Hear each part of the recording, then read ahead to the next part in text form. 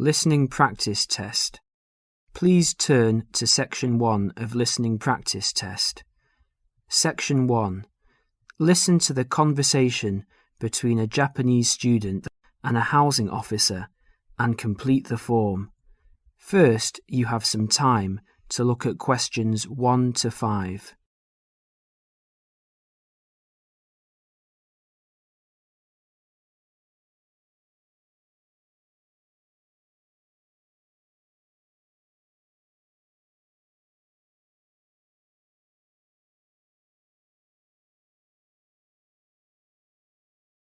You will see that there is an example which has been done for you. The conversation relating to this will be played first. Yes, what can I do for you? My friend is in a homestay and she really enjoys it, so I'd like to join a family as well. Okay, let me get some details. What's your name? My name is Keiko Yoichini. Could you spell your family name for me, please? Yes, it's Yoichini. That's Yuichini. The student's family name is Yuichini, so that has been written on the form. Now we shall begin. You should answer the questions as you listen, because you will not hear the recording a second time. Now listen carefully and answer questions 1 to 5. Yes, what can I do for you? My friend is in a homestay and she really enjoys it, so I'd like to join a family as well. Okay, let me get some details. What's your name? My name is Keiko Yoichini. Could you spell your family name for me, please? Yes, it's Yoichini. That's Yuichini. And your first name? It's Keiko. Keiko. That's Keiko Yuichini. Okay. And you're female. And your nationality? I'm Japanese. Right. And could I see your passport, please? Here it is. Okay, your passport number is JO6337. And you are how old? I'm 28 years old. Now you're living in one of the colleges. Which one? Willow College, Rome 21C. Right, 21C, Willow College. And how long are you planning to stay with Homestay? About 4 months, longer if I like it. And what course are you enrolled in? Well, I've enrolled for 20 weeks in the Advanced English Studies because I need help with my writing, and I'm nearly at the end of my first 5-week course. Right, so you've completed 5 weeks and you have enrolled for another 15 weeks.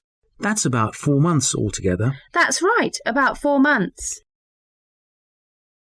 Before they continue their conversation, look at questions 6 to 10.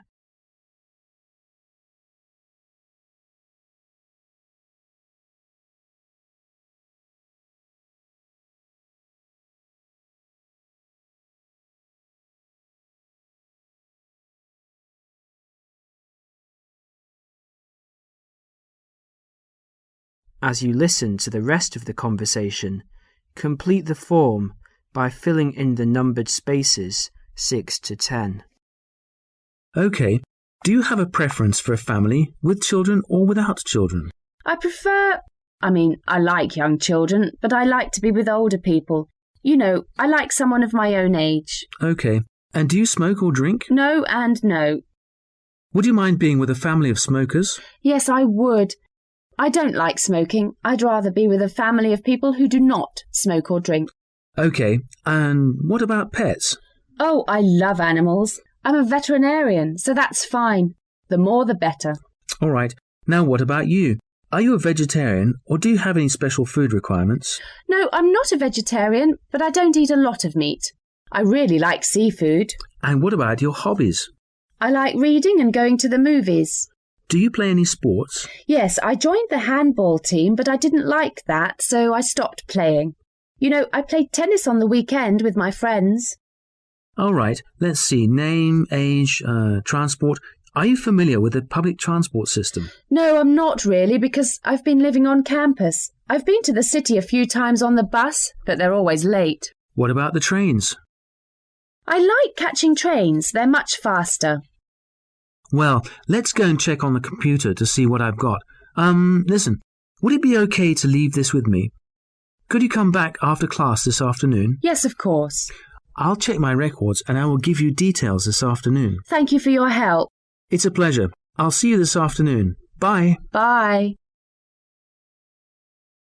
That is the end of section 1. You now have half a minute to check your answers.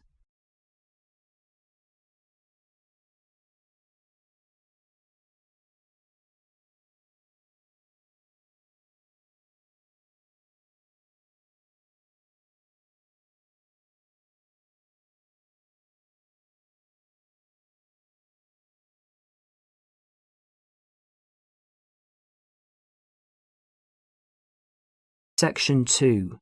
You are going to hear a talk given by a tour guide about travel to Esnia.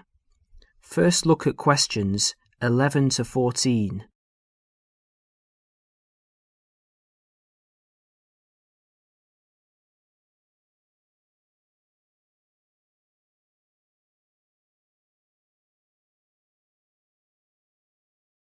As you listen to the first part of the talk, answer questions 11 to 14. Hello everyone. As you know, this agency has specialized in tours and independent travel to Esnia for over 20 years. It's a magnificent place to visit, but it's not always as easy or as comfortable as it might be. So this tour is designed to help you handle the bureaucratic hassles and give you time and energy to enjoy the beauty of this breathtaking country. The first hassle is visas. Nowadays, Esnian visas are needed by almost all nationalities. The normal visa lasts for just 90 days, but a renewal is possible. It is worth leaving yourself plenty of time when applying, or I suggest, from experience, 2 months. That should do it. The latest confirmed price is £30, but it should be noted, and a lot of our regular travellers tell us that the price may change without notice and hold up visa processing. So ring up the Esnian embassy and check the price before sending out forms. Now, for those of you who are intending to take Esnia as part of a longer tour and want to wait till you get to another country, do remember that some Esnian consulates in neighbouring countries require you to provide a letter from your own embassy just to confirm your nationality. You can find a list of major embassies throughout the world in the student handbook on page 13. Oh, and one more thing. Check whether you need a multiple entry visa if you're leaving and re-entering Esnia on your tour. Before the talk continues, you will have a chance to look at questions 15 to 20.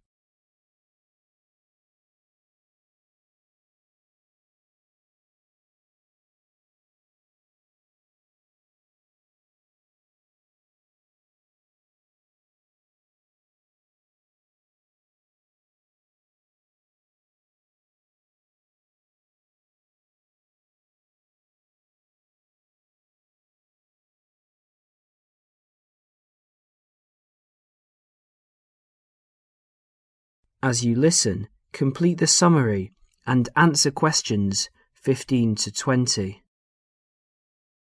Now, some miscellaneous general advice. Firstly, if you're rich enough to bring in over $1,000 in cash or traveller's checks to Esnia, you need to fill in the currency form. Don't forget this. You could get into trouble if you do. You must declare all of your items and more expensive items, such as video cameras, on a tourist export form, which you can arrange to carry in advance. Regarding health regulations, although Esnia is becoming a generally healthier country with every passing year, neighbouring countries remain cautious with regards to health standards there, and therefore it is worthwhile carrying a health certificate. The one you need is the BM276. Now all of you here are students, and there will be plenty of concessions for young people travelling in Esnia. The Esnian Transport Authority, for example, issues a special youth fare card which you can get in any railway station. Just show your international student card. Information about getting this is in the handbook, and give 2 passport photos. And by the way, because there is so much bureaucracy in Esnia, we advise you to take at least 12 passport photos with you. They're not always easy to get done there. Finally, a bit more about currency. Pounds won't get you very far in Esnia these days, so they're no good. We advise people to carry either yen or Australian dollars. US dollars are starting to cause difficulties because of political disputes, Another surprise is that credit cards are virtually useless because of fraud scandals. Do carry traveller's checks, but we advise medium denominations. Large denominations increase the likelihood of theft, and small ones increase commission charges. Now, as I mentioned earlier, this student handbook has a wealth of information. That is the end of section 2. You will now have half a minute to check your answers.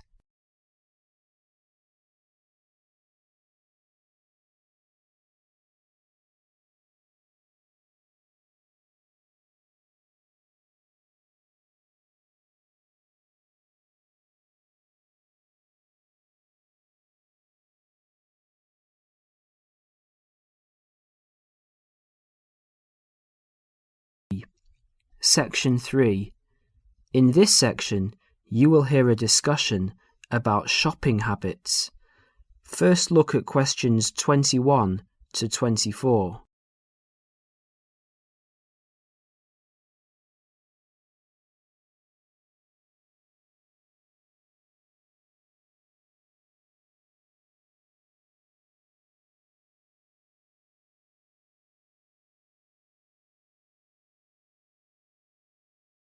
As you listen to the first part of the discussion, answer questions 21 to 24. Excuse me. I wonder if you'd mind answering a few questions. You see, I'm doing a project. Fine, what's this on? Well, I'm looking at the people's shopping habits. Okay. Can I ask you, first of all, are you a student? Well, I was a student here last year, but since then I've left, and I'm working in a bank now as a cashier. I just came to see a friend. Oh, that's okay. So how often do you go shopping? Oh, I buy a lot of books. Should I exclude books? Oh, if you leave books aside, what about shopping for all of your personal items, study things, and that sort of thing?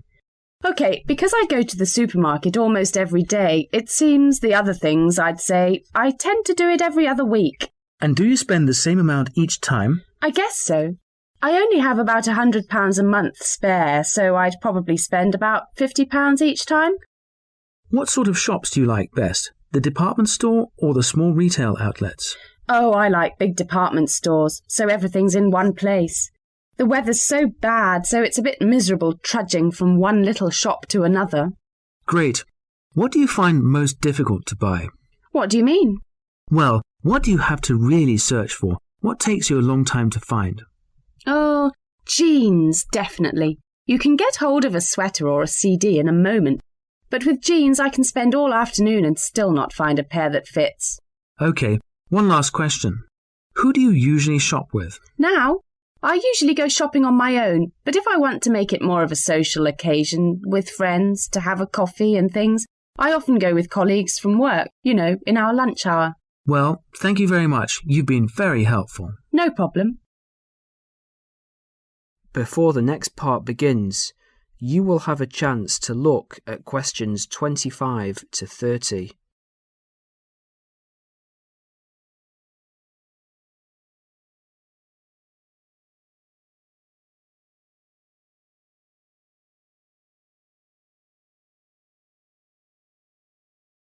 As you listen, answer questions 25 to 30. Hello, Dale. How did you get on with your shopping inquiries? Well, I got 50 people to answer questions and the results were quite interesting. OK, let's have a look. Well, those were handouts and here you can see that the majority of people I interviewed said they went shopping once a week. Most often, that was the weekend. Right.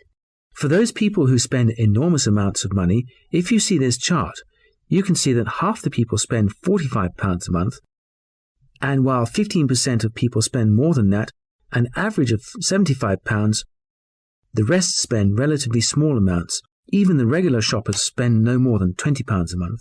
Window shoppers? Yes, I asked them what kinds of shops they prefer, and the response was unanimous. Everyone went for department stores. I think that's what young people today want. That's understandable, and that's a useful statistic, I think. I also talked to them about the things they found most difficult to buy. I thought the answer was going to be something like books or study materials, but it's always clothes. They have problems with things related to hobbies. As far as sportswear is concerned, they complain about the lack of shops that sell it. Not many had trouble buying sweaters and things like that, but shoes and trousers were really problematic. Was that, again, because there just isn't enough variety? Yes, they say everywhere they just come across the same styles, so they just give up after a while. I know what they mean. Lastly, I asked them whom they want to shop with. That is the end of section 3. You will now have half a minute to check your answers.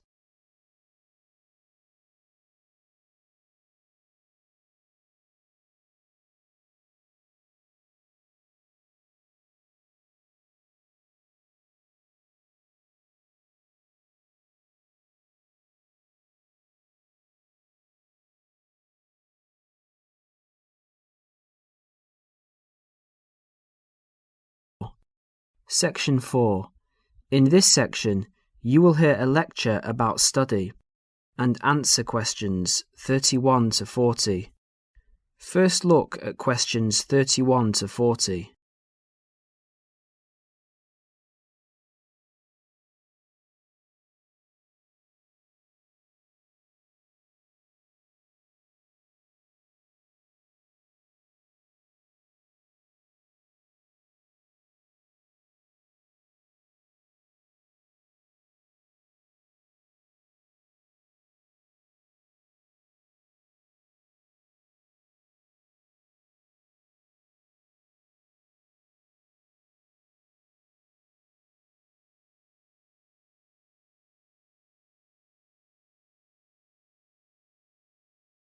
As you listen to the lecture, answer questions 31 to 40.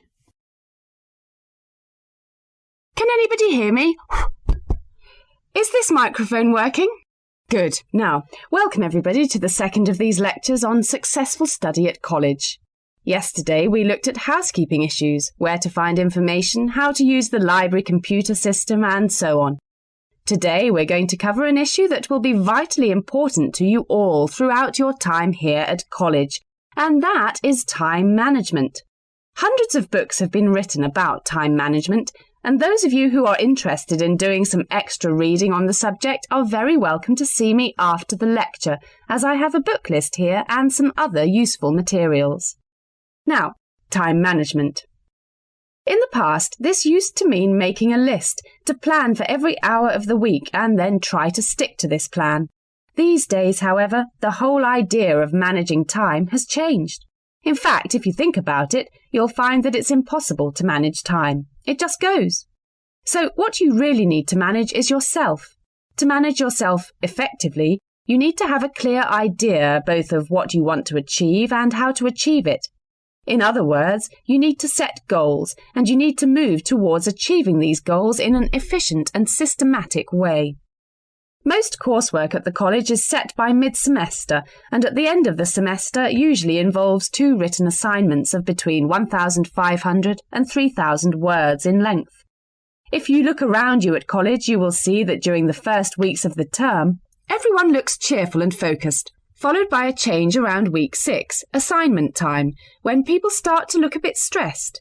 The library reports that an increasing number of students become angry when books are not available. So what's happened? Has everybody become suddenly irritable and angry for no reason? Not quite. The reason is that people have not managed their resources well.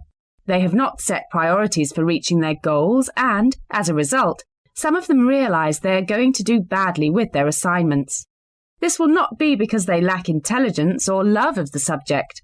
They will fail because they did not have a clear idea of what they have to do and how long it should take them. Let's step back a minute. What do we mean by establishing goals? Well, basically, it means deciding what you want to achieve. In other words, deciding on the results that you want to achieve. The students that I've mentioned found themselves very stressed, mainly because they have an assignment to do. But they did not fully think through the effect that this would have on their day-to-day life. There's an awful lot of spare time in a day. For example, if you manage to spend some of that time, even just 1 hour, on an activity that helps you with your study, that 1 hour could have a major impact in your course, particularly if you make it a regular habit. I'd like to ask you now to have a look at the planners in your information kits. You will see that there are 3, 1 term planner, 1 weekly planner, and 1 daily planner. The term planner is to help you get an overview of everything that you will need to do for the term. The weekly planner is to help you week by week, and the daily planner will help you with the really detailed planning.